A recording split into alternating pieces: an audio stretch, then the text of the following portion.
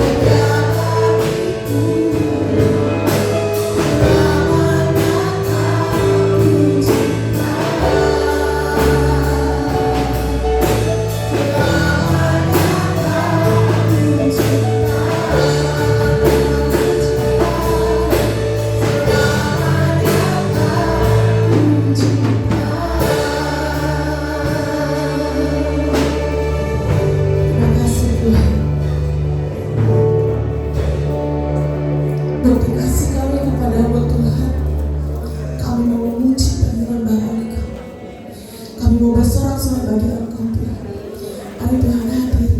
Tuhan jamah setiap kami, Tuhan urapi setiap kami Tuhan. Agar setiap pujian penyembahan kami yang kami naikkan kepadamu berkenan dan menyenangkan hatimu Tuhan. Terima kasih Tuhan, kami akan bersorak-sorai bagi Engkau. Di dalam nama Tuhan Yesus Kristus, semua yang percaya kita katakan amin. Haleluya. Puji Tuhan. Shalom Bapak Ibu. Haleluya. Puji Tuhan. Kita boleh ada dalam keadaan sehat saat ini semua karena kemurahan Tuhan. Mari di tengah-tengah suasana, di tengah kabar-kabar yang tidak menentu, kita mau tetap bersyukur, kita tetap mau bersuka cita. Mari gereja Tuhan kita bangkit, kita mau nyatakan pagi Tuhan. Amin. Haleluya. Bangkit gereja Tuhan.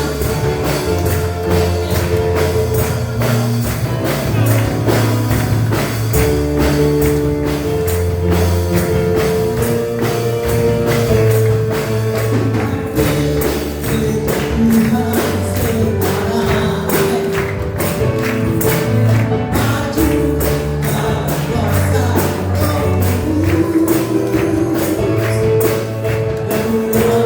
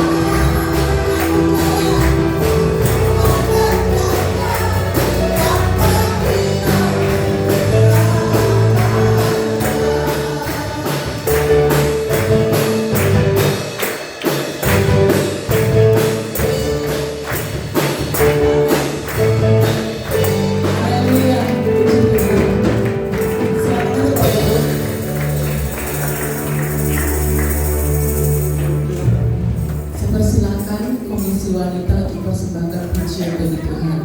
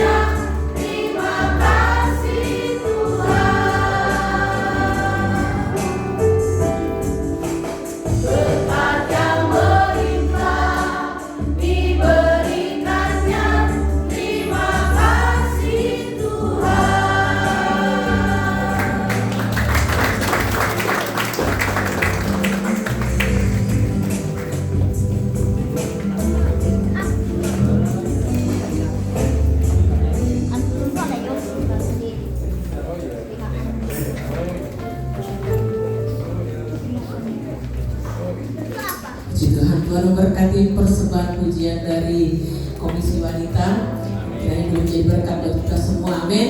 Lain dulu, lain sekarang. Seperti juga kita pada pagi hari ini, kalau kita datang nanti, kita pulang, kita berbeda. Kita membawa kebenaran firman Tuhan, amin. Puji nama Tuhan. Mari kita mau siapkan hati kita. Kita mau datang kepada Tuhan. Biar Tuhan menyempurnakan hati kita sehingga ketika firman Tuhan masuk ke dalam hati kita, mengambil tempat yang terbaik dalam hati kita. Haleluya. Puji nama Tuhan. Haleluya. Terpujilah Engkau Tuhan. Terima kasih Yesus. Terima kasih buat kebaikan Tuhan. Engkau Allah yang ajaib bagi hidup kami. Yesus. Haleluya. Terima kasih Tuhan.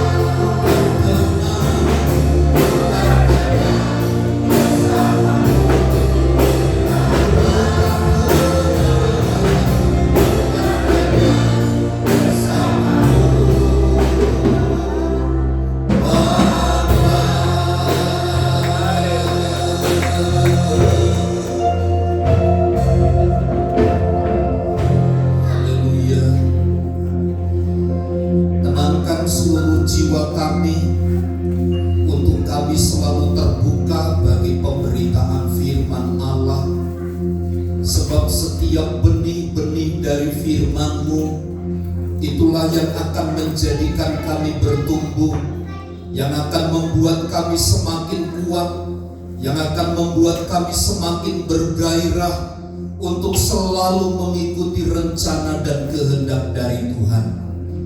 Karenanya, singkapkanlah seluruh rahasia firman-Mu bagi kami, sehingga setiap telinga, setiap hati yang mendengar, hati yang mempersiapkan diri untuk dibentuk, Tuhanlah yang beracara bagi kami sekalian. Dan segala kuasa yang bukan dari Tuhan, kami tolak, kami patahkan dalam nama Yesus. Tuhan dipermuliakan atas pemberitaan firman-Mu. Sepenuhnya waktu ini adalah waktu perkenanan Tuhan untuk menyatakan kuasa dan kemuliaan bagi kami. Di dalam dan demi nama Yesus, dan setiap kita yang siap diberkati bersama katakan amin. Silakan duduk Bapak Ibu saudara sekalian. Salam. Baik.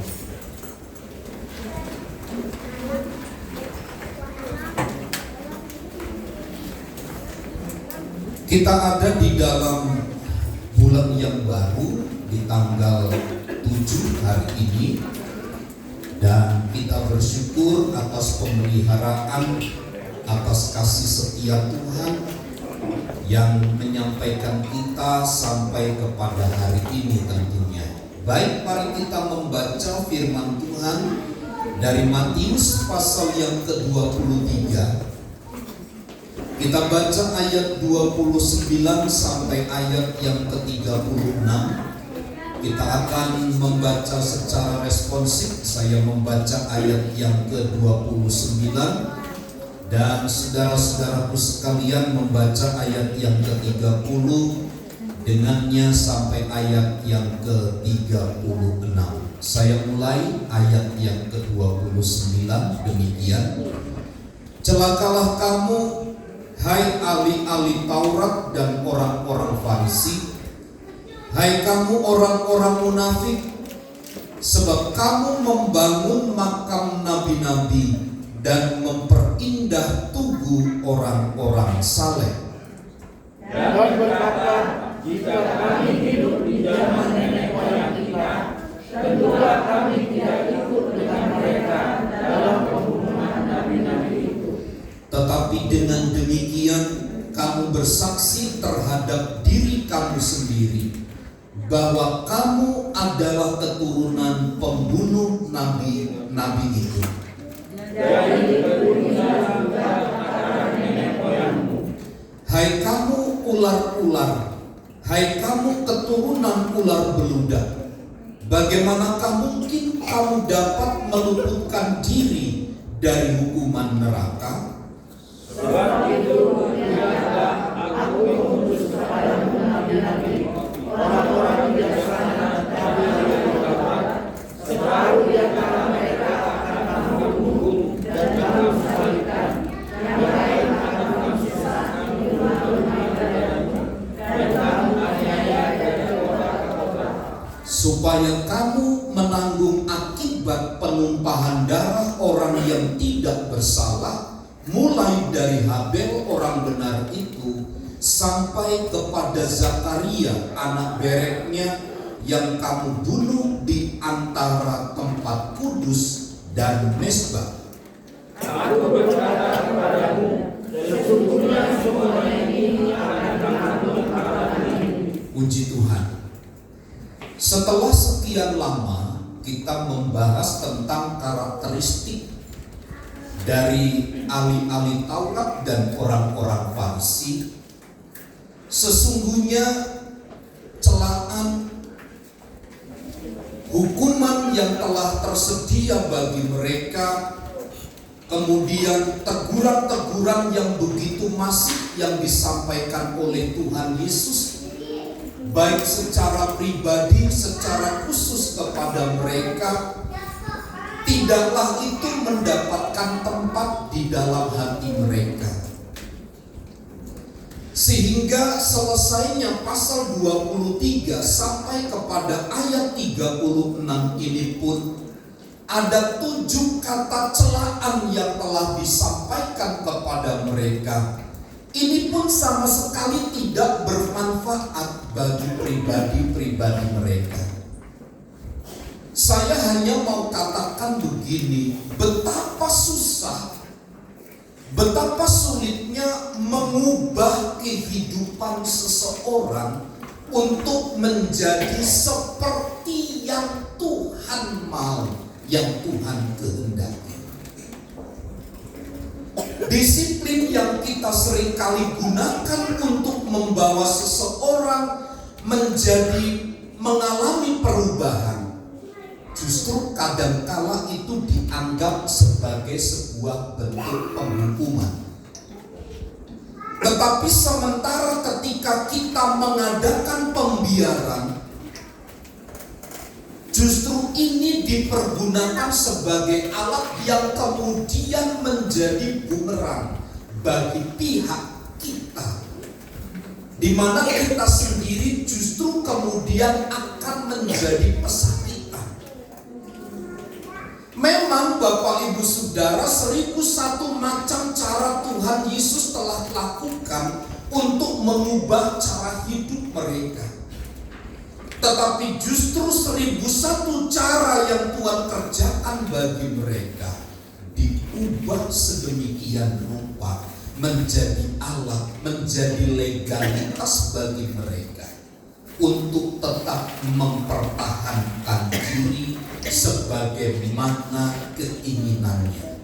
Saya ingat pada waktu saya masih jadi pengerja tahun 99, hamba Tuhan tempat saya jadi pengerja, katakan begini, pada waktu dia pergi ke NTT, dia melayani di satu kampung. Ketika dia berkhotbah, selain saya berkhotbah, berjabat tangan di luar sebagai bentuk penghormatan terakhir.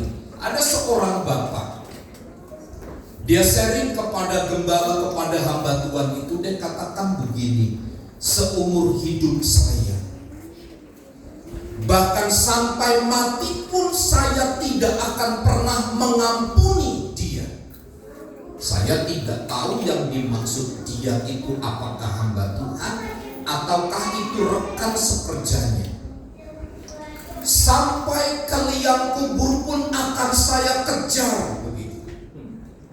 Artinya ia telah menutup diri untuk sebuah perdamaian.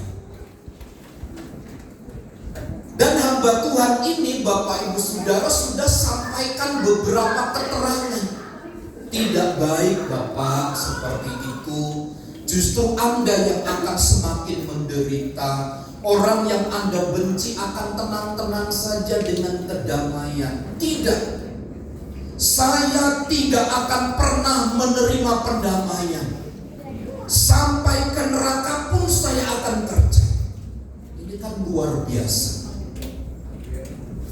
Ada orang-orang yang memang telah menetapkan diri untuk berbuat sedemikian.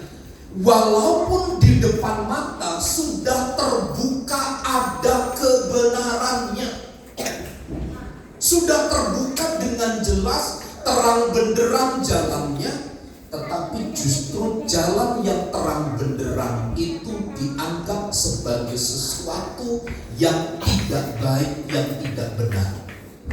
Demikianlah Bapak Ibu Saudara, secara keseluruhan memang konsep cara berpikir ahli Taurat dan orang-orang Farisi. Mereka telah menetapkan satu keyakinan, tidak akan pernah percaya kepada Yesus. Meskipun Yesus berkata kepadanya ribuan kali, dia akan tetap berkata tidak untuk sebuah kebenaran. Yesus berkata, akulah jalan, kebenaran, dan hidup. Kisah Rasul pasal 4 ayat 12 berkata, di bawah kolong langit ini tidak ada nama lain yang olehnya kita diselamatkan selain di dalam nama Dia. Paulus katakan, Yesus yang kamu salib, Yesus yang kamu aniaya, Yesus yang kamu sesah, dialah menjadi perantara pendamai bagi kami. Meskipun bertubi-tubi kebenaran disampaikan oleh para rasul, oleh para nabi, mereka tetap sepakat untuk berkata tidak kepada keselamatan. Persoalannya adalah, apakah bagi orang-orang yang demikian masih terbuka pintu pertobatan? Saya ingin jelas katakan, pintu pertobatan itu masih terbuka bagi orang-orang yang demikian. Keselamatan tergantung kepada dia mau menerima Yesus Kristus sebagai Tuhan atau tidak. Keselamatan, Bapak Ibu Saudara, sekarang bias dilihat oleh banyak orang. Mereka berkata keselamatan itu tidak hanya di dalam Yesus, tapi masih ada banyak agama-agama lain yang menawarkan keselamatan. Tetapi dari mimbar yang kudus ini saya mau katakan, keselamatan hanya melalui dan di dalam Yesus Kristus Tuhan. Anda mau jungkir balik, Anda mau 24 jam beribadah, menyembah Allah, menyembah dewa, menyembah patung, apapun itu sebutannya, tidak akan pernah menjamin kehidupan kita untuk selamat. Hanya Yesus yang menjamin keselamatan itu. Ini sudah ditawarkan begitu kentara, begitu jelas kepada ahli-ahli Taurat. Dan mereka sebenarnya bukan orang-orang yang tidak mengerti, tapi justru mereka adalah orang-orang yang mengerti, orang-orang yang memahami tentang kebenaran itu, tetapi mereka sendiri tidak membukakan hati untuk mengerti. Saya tidak malu saksikan ini, Bapak Ibu Saudara. Saya kalau marah bisa 3-4 hari diam dengan istri. Dulu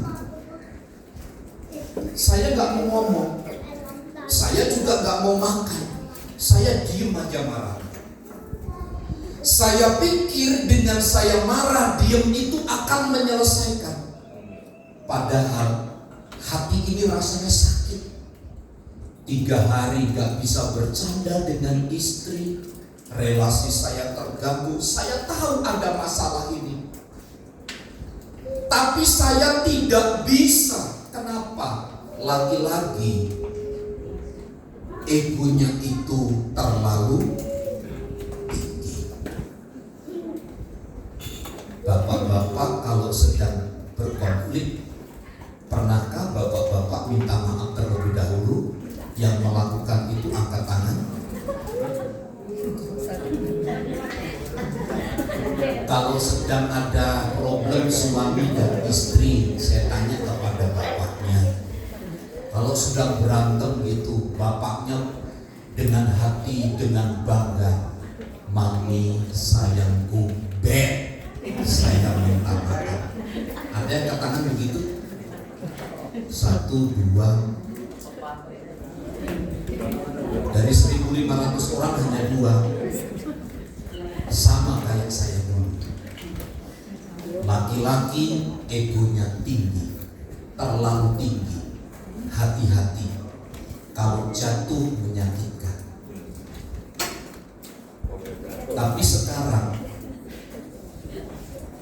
saya sudah menang terhadap itu. Saya sudah menang.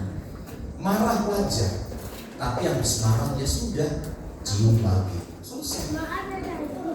Dulu tunggu 3-4 hari baru kelar. Sakit. Tahu itu adalah masalah, tetapi tidak berani, tidak bisa. Saya mau katakan begini, selama kita berkeras hati, tidak akan pernah kita mengalami lawatan Tuhan. Tidak akan pernah kita mengalami pemulihan dan berkat dari Tuhan. Bukannya berkat yang diterima, tetapi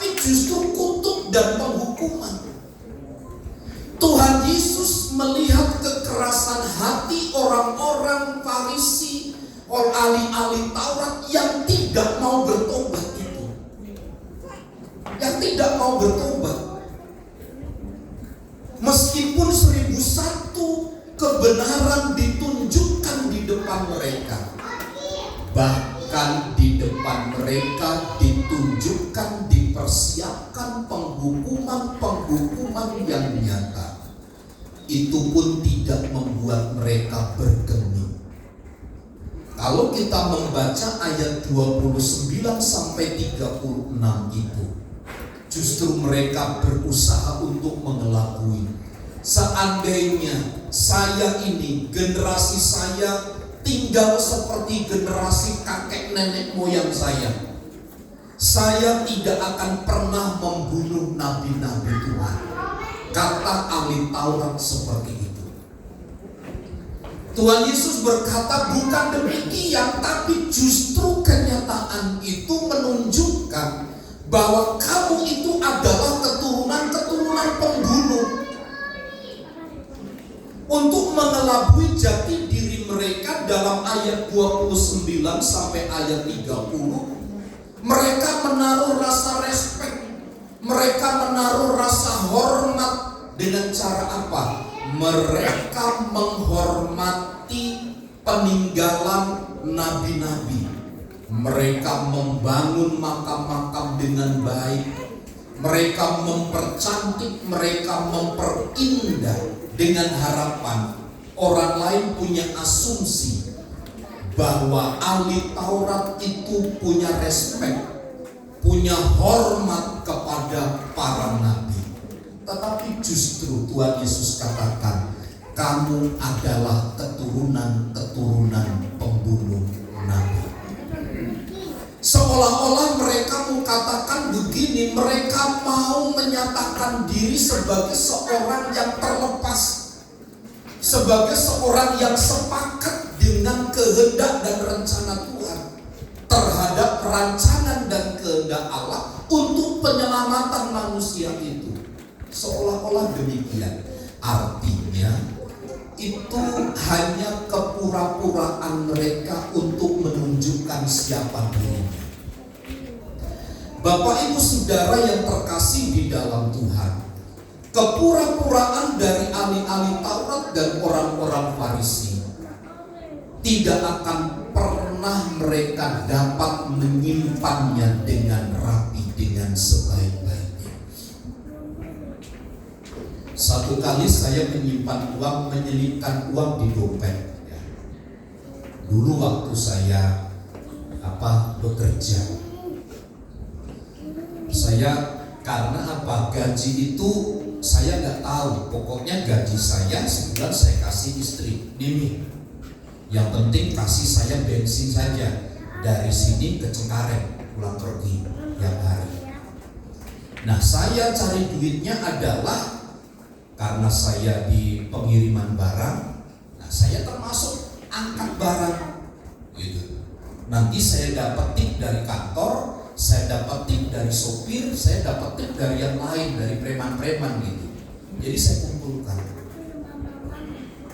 Nah, saya berharap satu kali kalau dalam situasi mendesak, ada motor rusak atau apa, bisa dipergunakan. Satu kali entah siapa gitu ya, entah ibu gembala, entah anak-anak saya atau siapa, uang yang saya selipkan di dompet itu raib. Kita cari duit, Pak.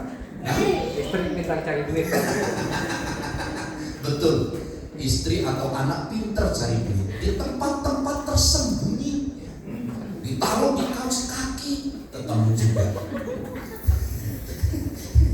Dompet itu banyak selipannya, sudah diputar, dilipat itu, tetap saja ketemu,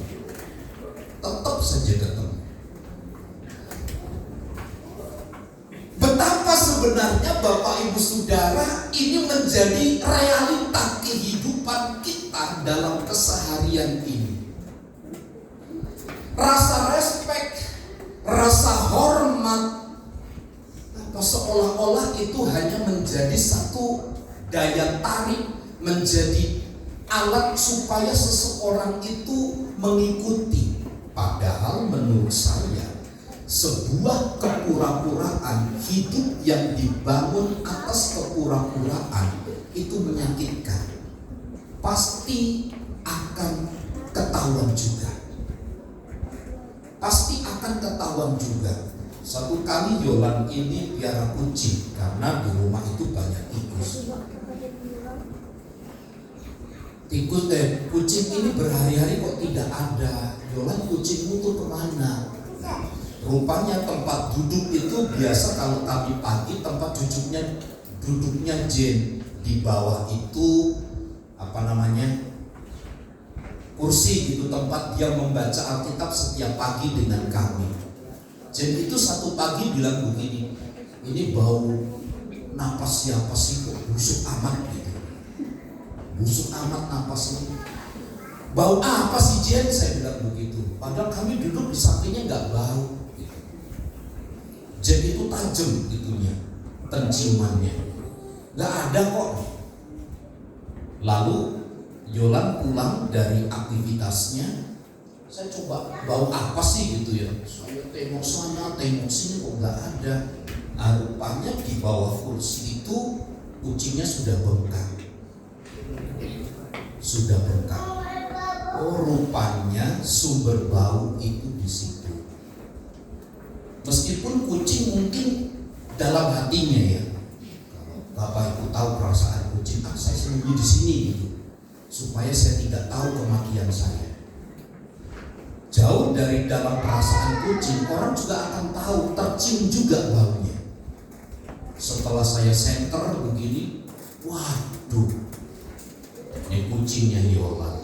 Saya WA Yolan, kucing piaraanmu mati. Yosi bilang, turut berduka cita. Innalillahi wa inna ilaihi raji'un. Sepandai-pandainya kita menutup kebusukan berpura-pura, satu kali juga pasti akan tercium. Pasti akan tercium. Jadi hidup berpura-pura itu jangan menjadi konsentrasi. Enak itu hidup apa adanya, Bapak Ibu Saudara. Hidup yang apa adanya itu lebih menyenangkan. Sebab ahli Taurat berkata, aku menghormati para nabi. Kalaupun saya hidup sejaman dengan para nabi, saya tidak akan menjadi pembunuh. Yesus katakan, justru kamu menjadi penekanan penting dari pernyataan itu. Kamulah generasi, kamulah keturunan dari pembunuh itu sendiri.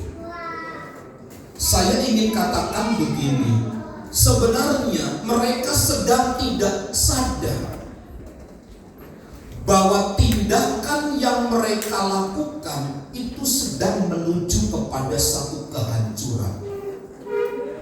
Dan mereka sebenarnya tetap membenci, tetap menentang para nabi. Mereka tetap menentang para utusan-utusan yang diutus oleh Yesus Kristus dan Injilnya itu. Sampai hari ini Bapak Ibu Saudara, sampai hari ini masih terjadi yang demikian. Mereka tidak sadar bahwa tindakan mereka menentang ketetapan Allah, mereka membenci, mereka menentang Kristus dan Injilnya itu sedang dipersiapkan satu penghukuman. Ngeri Bapak Ibu Saudara ya, melihat saudara-saudara kita yang tidak percaya kepada Yesus,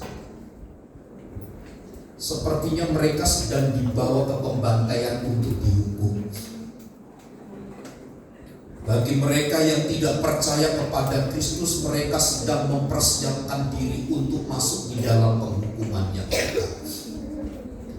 Bukan mereka tidak mendengar berita tentang Kristus sebagai juru selamat, karena memang mereka notabene telah menjadikan hati mereka tawar dan menolak kebenaran itu sendiri. bagi mereka. Karena Bapak Ibu Saudara, dalam pembacaan ayat-ayat itu sesungguhnya mereka akan diserahkan pada dosa yang tidak akan mungkin diperbaiki. Saya tidak mau katakan itu ditetapkan, tidak. Tetapi mereka dipersiapkan, diserahkan pada dosa yang tidak bisa diperbaiki. Kenapa? Karena mereka berdiri di atas kemunafikan, mereka tidak berbalik dari dosa-dosa itu. Bahkan sepertinya mereka membuka diri bagi penghukuman Allah yang pasti akan datang kepada mereka. Saya merindukan setiap hari saya selalu berdoa supaya apa? Pintu-pintu yang tertutup bagi Injil mereka terbuka dan menerima satu kebenaran. Bapak Ibu Saudara, adalah tugas kita bersama untuk menceritakan tentang kasih Tuhan. Adalah tugas kita bersama untuk bercerita tentang Yesus Kristus itu adalah Tuhan. Supaya apa? Terjadi satu kegerakan besar di tempat ini, di lingkungan, di rumah kita. Kenapa ini menjadi penting? Agar anugerah, agar kemurahan berkat Tuhan itu tersedia dan dilimpahkan. Tidak berarti pada waktu kita tidak memberitakan tidak ada berkat. Bukan seperti itu. Berkat memang telah tersedia. Tetapi semuanya itu adalah bagian yang harus tetap kita kerjakan sebagai bentuk respon dan tanggung jawab kita sebagai orang-orang yang percaya. Kesimpulan dari apa yang saya sampaikan dari Matius 23 ayat 29 sampai 36 ini adalah: jangan keraskan hatimu, terimalah Dia sebagai Tuhan dan Juru Selamat atas hidup kita. Nikmatilah kedamaian hidup bersama dengan Tuhan. Tuhan Yesus memberkati. Pelayan musik saya mengundang maju ke depan. Dan mari jemaat Tuhan kita mempersiapkan diri untuk masuk di dalam perjamuan kudus. Dan mari kami pelayan-pelayan Tuhan kita mempersiapkan diri. Kita bernyanyi satu pujian, bukan dengan barang fana kau membayar dosa.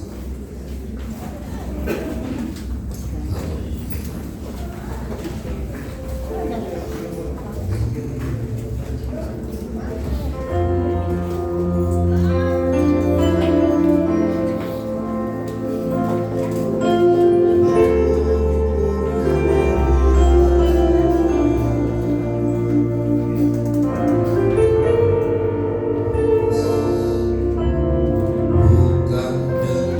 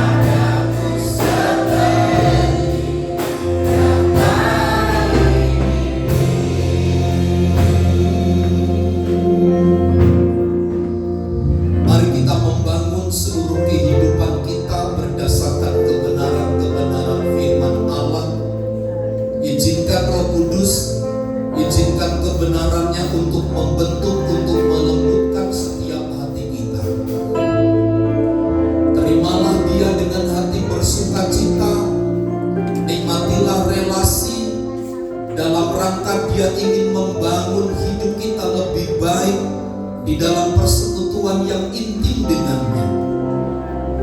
Dan melalui perjamuan kudus yang sebentar kita akan makan dan minum, yang menjadi tanda di mana hubungan kita dipulihkan oleh Tuhan.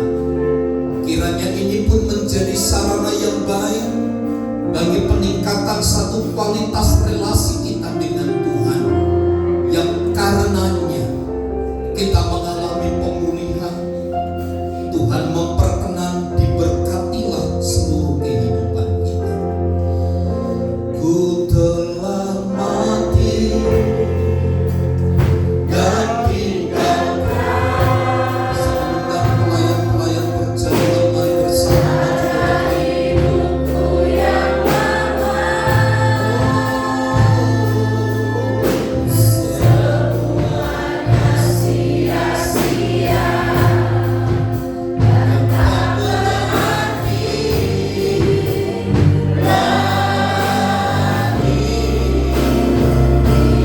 Hidup ini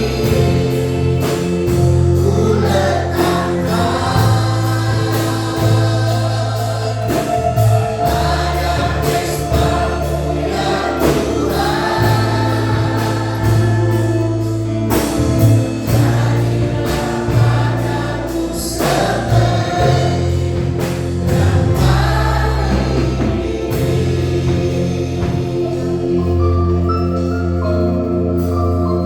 Izinkan kami kembali pagi hari ini untuk menikmati relasi, untuk menikmati persekutuan yang agung dan mulia dengan Tuhan Sang Pencipta, Sang Pemilik jiwa kami.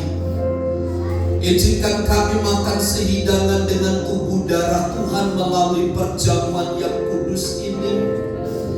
Dan kami merelakan setiap kekerasan hati kami merelakan segenap kepahitan kami merelakan setiap kemarahan, kebencian kami tundukkan di bawah kaki Kristus, agar kiranya perkenanan dan berkat dari Tuhan tercurah atas kami.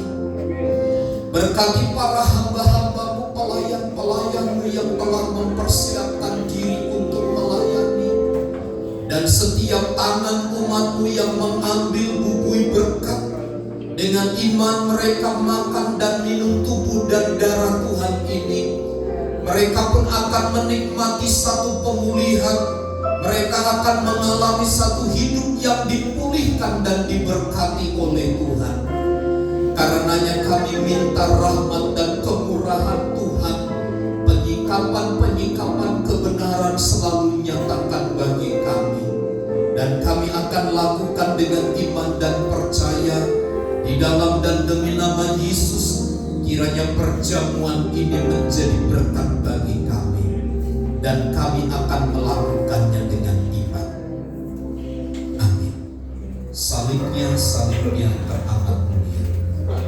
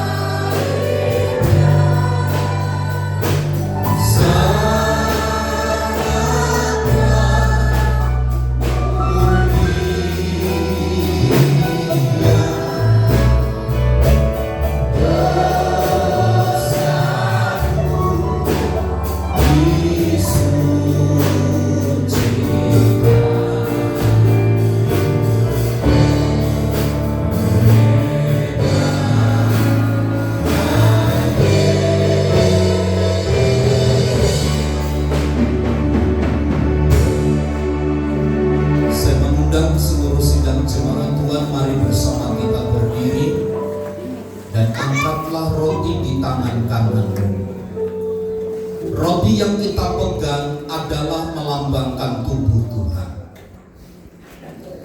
Tubuh yang didera, tubuh yang dianiaya itulah tubuh yang dipersiapkan bagi kita untuk mengubah seluruh kehidupan kita, sehingga hidup kita serupa dengan kehendaknya, agar tubuh ini menjadi pembaharu penguat, sehingga kita tetap bertahan sampai pada kesudahannya.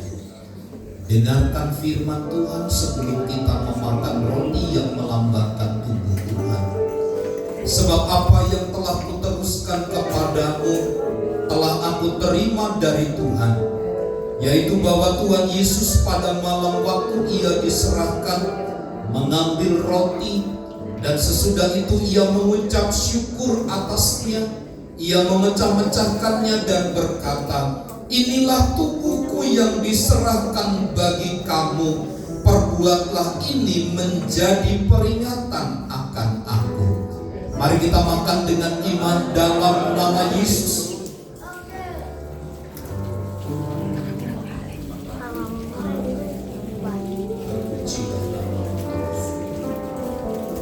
Terpujilah nama Yesus.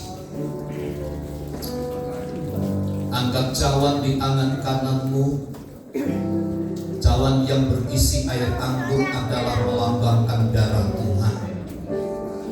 Darah itulah yang menyucikan dan menguduskan kita, sehingga kita memiliki relasi yang baik dengannya. Hidup kita dipulihkan, hidup kita diberkati. Olehnya hidup kita semakin menjadi sempurna seperti kerinduan Bapa. Demikian juga ia mengambil cawan sesudah makan lalu berkata, "Cawan ini adalah perjanjian baru yang dimeteraikan oleh darahku. Perbuatlah ini setiap kali kamu meminumnya menjadi peringatan akan aku. Sebab setiap kali kamu makan roti dan minum cawan ini, kamu memberitakan kematian Tuhan sampai ia datang." Mari kita minum dengan iman dalam nama Yesus. Terima kasih, Engkau ajar, Engkau baik, anugerah-Mu besar, berkat-Mu limpah bagi kami Tuhan. Terima kasih, Kau bangun relasi kami dengan baik, Kau pulihkan kami, Kau sempurnakan kami, bawa kami ke dalam jalan terang firman-Mu Bapa.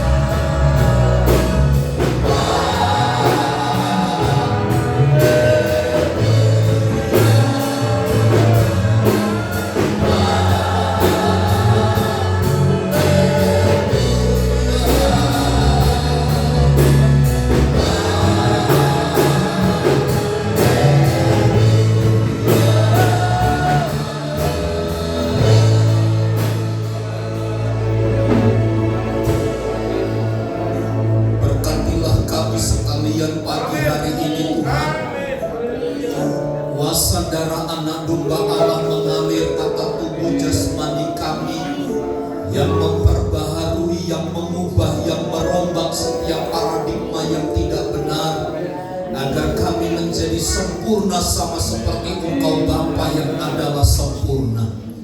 Bagi kami yang lemah, kami berkata kami telah kuat bersama dengan Tuhan. Kami yang sakit, kami berkata kami sembuh dalam nama Yesus. Kami yang sedang mengalami kesusahan, kami yang sedang mengalami kesulitan, Tuhan menyingkapkan rahasia kebenaran kepada kami, sehingga kami dapat melihat cahaya yang terang menyinari setiap relung hati kami. Olehnya kami semakin bertumbuh di dalam Tuhan. Berkatilah kami dengan kuasa firman-Mu dan perjamuan kudus yang telah meneguhkan kami. Kami terima dengan iman dan percaya. Di dalam dan demi nama Yesus, setiap kita yang diberkati bersama katakan amin.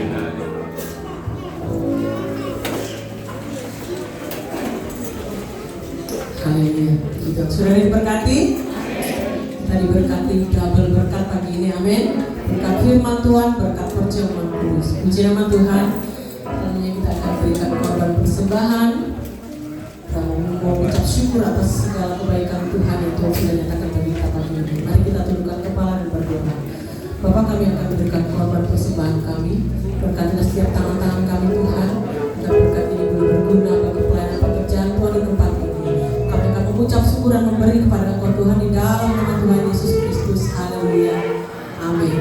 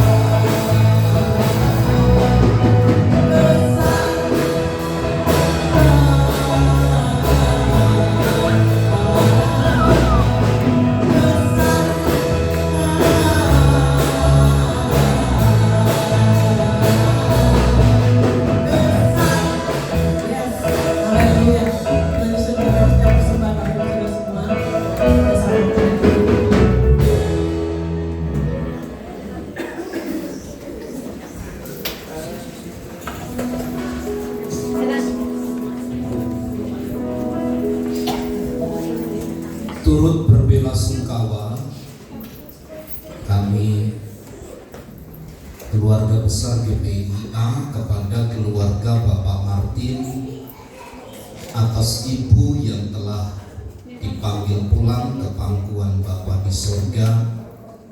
Doa kami kiranya Bapak dan keluarga besar diberi kekuatan, ketabahan untuk melihat semua rencana Allah yang agung dan mulia hidupnya. Untuk selanjutnya, bagi Bapak Ibu Saudara yang tergabung di dalam mitra di kala duka, bisa menghubungi Ibu Simanjuntak.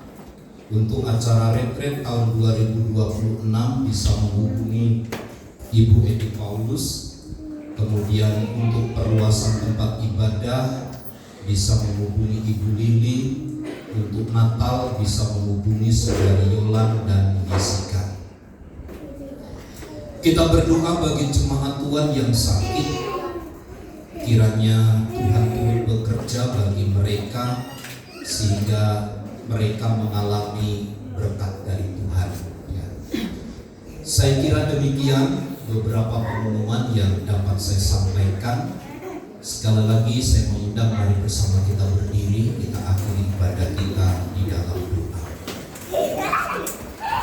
Atas perkenanan dan kemurahan Tuhan dan Engkau yang telah memungkinkan kami bisa bersekutu dengan baik pagi hari ini, adalah anugerah dan kesempatan yang dahsyat yang Tuhan beri bagi kami. Kiranya kami mengalami perjumpaan pribadi dengan Tuhan. Dengannya kami semakin bertumbuh kuat di dalam Tuhan. Engkau memberikan penghiburan dan kekuatan baru kepada keluarga Bapak Martin sepeninggal ditinggal oleh orang tua yang dikasihi. Kami percaya kekuatan penghiburan dan kekuatan dari Roh Kudus yang akan memimpin dan memberkati selama hidupnya. Hamba berdoa bagi Ibu Benyo yang rencana tanggal 9 September akan dioperasi. Tuhan tolong. Hamba berdoa bagi rencana Ibu Simanjuntak tanggal 24 September akan dioperasi. Tuhan pun yang akan menolong. Baik Bapak Rudi, Opung Bonar, Bapak Merlan Sigalingging, Oma Unggang, Ibu Maria, Ibu Ari, Ibu Nina. Kami berdoa bagi orang tua Bapak Novianto yang juga sedang sakit, yang memohon pertolongan dari Tuhan. Kiranya rekan-rekan dan saudara-saudara kami ini mengalami lawatan Tuhan. Nyatakan mujizat dan kuasa-Mu bagi mereka. Jangan dengan kesulitan, jangan dengan sakit ini menjadi intimidasi, tetapi mereka tetap berharap sepenuhnya hanya kepada Tuhan. Berkati Ibu Deni, Mama Cleo, berkati Ibu Agnes, berkati Ibu Seni yang sedang mengandung anak-anak mereka. Berkatilah kandungan mereka Tuhan sampai pada masa melahirkan. Anak dalam kandungan ini menjadi anak yang saleh, anak yang diberkati, anak yang takut akan Tuhan. Kami terlalu percaya Tuhan yang menuntun dan menolong mereka. Diberkatilah rumah tangga, diberkatilah usaha pekerjaan kami. Sebagai suami, sebagai istri, sebagai anak, tangan Tuhan yang akan menopang dengan limpah dan mengulurkan segala rahmat dan kemurahan Tuhan atas seluruh rumah tangga kami. Berkatilah bangsa dan negara kami, berkati gereja-gereja Tuhan dimanapun berada. Berkati pula gereja-Mu di tempat ini. Kami tetap menaruh pengharapan besar kepada Tuhan untuk Tuhan beracara di mana kami dapat membangun rumah sebelah untuk hormat dan kemuliaan bagi nama Tuhan. Tuhanlah yang menyediakan. Anak kami Benyamin pulihkan dengan sempurna, dan jemaat-jemaat-Mu pun ada dalam lawatan tangan kasih Tuhan. Di dalam dan demi nama Yesus kami berdoa. Mari saudaraku, angkat tanganmu dan terimalah berkat Tuhan. Tuhan memberkati dan melindungi engkau. Tuhan menyinari engkau dengan wajah-Nya dan memberi engkau kasih karunia. Tuhan menghadapkan wajah-Nya kepadamu dan memberi engkau damai sejahtera. Kiranya kasih karunia dari Allah Bapa, cinta dan kasih sayang dari Tuhan Yesus Kristus, persekutuan dan penghiburan dari Allah Roh Kudus yang menyertai dan memberkati hidup kita saat ini dan sampai selama-lamanya. Kami terima segala berkat Tuhan di dalam nama Tuhan Yesus Kristus. Kita semua yang percaya dan diberkati bersama katakan amin. Bapa, terima kasih.